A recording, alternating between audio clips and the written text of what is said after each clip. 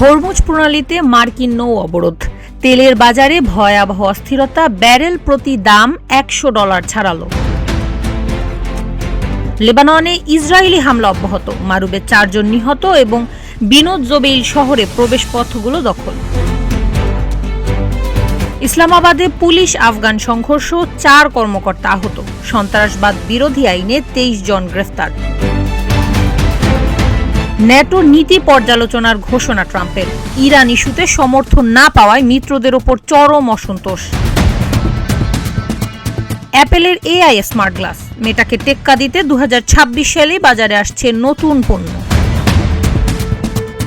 Space এক্সের সফল উৎক্ষেপণ, 5 টনের বেশি রসদ নিয়ে মহাকাশ স্টেশনের পথে সিগন্যাল এক্সেল।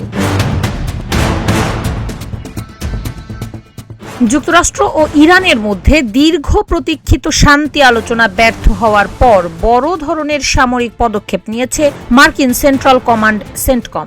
ওয়াশিংটনের ঘোষণা অনুযায়ী আজ থেকে ইরানের সকল বন্দরে প্রবেশকারী এবং বন্দর ছেড়ে যাওয়া যে কোনো সামুদ্রিক যানের উপর কঠোর অবরোধ কার্যকর হচ্ছে।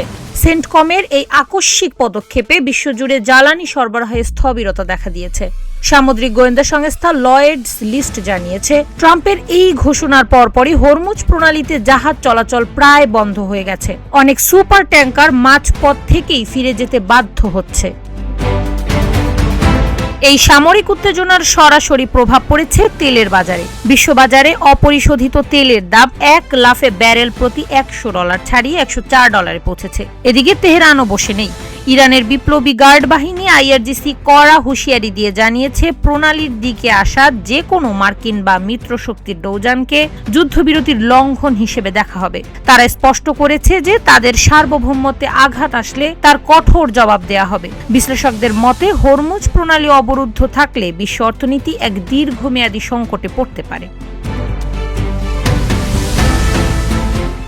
মধ্যপ্রাচ্যের অন্য প্রান্ত লেবাননেও পরিস্থিতি ক্রমেই নিয়ন্ত্রণের বাইরে চলে যাচ্ছে। দক্ষিণ লেবাননের মারুবে ইসরায়েলি বিমান হামলায় অন্তত 4 জন বেসামরিক নাগরিক নিহত হয়েছেন। ইসরায়েলি প্রতিরক্ষা বাহিনী বর্তমানে বিনোদ জোবেইল শহরের সব প্রবেশপথ অবরুদ্ধ করে রেখেছে। শহরটির ভেতরে হিজবুল্লাহর যোদ্ধাদের সাথে ইসরায়েলি সেনাদের তীব্র সংঘর্ষ চলছে বলে খবর পাওয়া গেছে। এই সংঘাতের ফলে হাজার হাজার মানুষ বাস্তুচ্যুত হয়ে টায়ার শহরে আশ্রয় নিয়েছেন। অস্থায়ী শিবিরের মানবেতর জীবনযাপন করা এই শরণার্থীরা শান্তি আলোচনা নিয়ে গভীর সংশয় প্রকাশ করেছেন। তাদের দাবি, আলোচনার নামে সময় ক্ষেপণ করে ইসরায়েল আসলে তাদের ভূখণ্ড দখলের পায়তারা করছে। শরণার্থীরা জানিয়েছেন, তারা কোনো ফাঁকা বুলি শুনতে চান না। তারা চান যুদ্ধের স্থায়ী আবাসন এবং নিজ ভূমিতে নিরাপদ প্রত্যাবর্তন। ইসরায়েলি বাহিনীর এই আগ্রাসন লেবানন সীমান্তকে এক ভয়াবহ মানবিক বিপর্যয়ের দিকে নিয়ে যাচ্ছে। পাকিস্তানের রাজধানী ইসলামাবাদে এক পুলিশি তল্লাশি অভিযানকে কেন্দ্র করে আফগান বাসিন্দাদের সাথে আইন শৃঙ্খলা বাহিনীর ব্যাপক সংঘর্ষ হয়েছে। সরাই খারবোজা এলাকায় সন্ত্রাসবাদ দমনে পুলিশ যখন অভিযান শুরু করে, তখন স্থানীয় আফগান নাগরিকেরা তাতে বাধা দেয়। এক পর্যায়ে পরিস্থিতি সহিংস রূপ নেয় এবং বিক্ষোভকারীদের হামলায় 4 জন পুলিশ কর্মকর্তা গুরুতর আহত হন। পুলিশ কর্মকর্তারা জানিয়েছেন, উত্তেজিত জনতা একজন পুলিশ সদস্যকে অপহরণ করে একটি বাড়িতে আটকে রেখে আগুন ধরিয়ে দেওয়ার মতো জঘন্য কাজ করেছে। এই ঘটনায় পুলিশ দ্রুত ব্যবস্থা গ্রহণ করে সন্ত্রাসবাদ বিরোধী আইনে মামলা দায়ের করেছে এবং এখন পর্যন্ত 23 জন আফগান নাগরিককে গ্রেফতার করেছে। কাউন্টার টেররিজম ডিপার্টমেন্ট বর্তমানে পলাতক অন্যান্য আসামিদের ধরতে চিরুনি অভিযান চালাচ্ছে।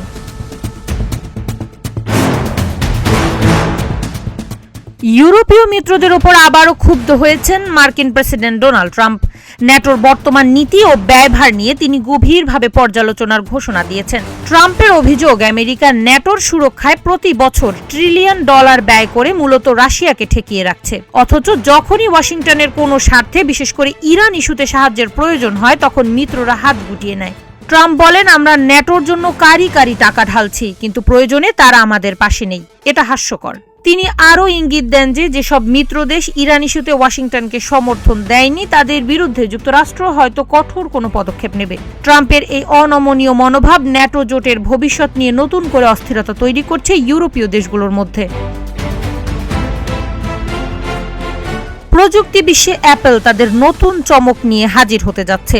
ব্লুমবার্গের এক বিশেষ প্রতিবেদনে জানানো হয়েছে 2026 সালের শেষ নাগাদ অ্যাপল তাদের প্রথম এআই বা কৃত্রিম বুদ্ধিমত্তা সমৃদ্ধ স্মার্ট গ্লাস বাজারে আনবে। বর্তমানে এই খাতের প্রধান প্রতিযোগী মেটার রে-ব্যান স্মার্ট গ্লাসকে টেক্কা দিতে অ্যাপল একাধিক স্টাইল এবং রঙের বিকল্প নিয়ে কাজ করছে। এই স্মার্ট গ্লাসের মাধ্যমে ব্যবহারকারীরা সরাসরি এআই অ্যাসিস্ট্যান্টের সুবিধা পাবেন, যা প্রতিদিনের কাজে বৈপ্লবিক পরিবর্তন আনবে। একই সময় অ্যাপল তাদের বহুল প্রতীক্ষিত আইফোন ফোল্ড বাজারে আনার সম্ভাবনাও যাচাই করেছে। 2026 সালকে অ্যাপল তাদের পণ্যের পোর্টফোলিও সম্প্রসারণের বছর হিসেবে বেছে নিয়েছে। বিশেষজ্ঞরা মনে করছেন স্মার্টফোনের বাইরে পরিধানযোগ্য প্রযুক্তিতে অ্যাপলের এই প্রবেশ মেটা এবং গুগলের মতো প্রতিদ্বন্দ্বীদের বড় চ্যালেঞ্জের মুখে ফেলবে। সবশেষে মহাকাশ সংবাদ।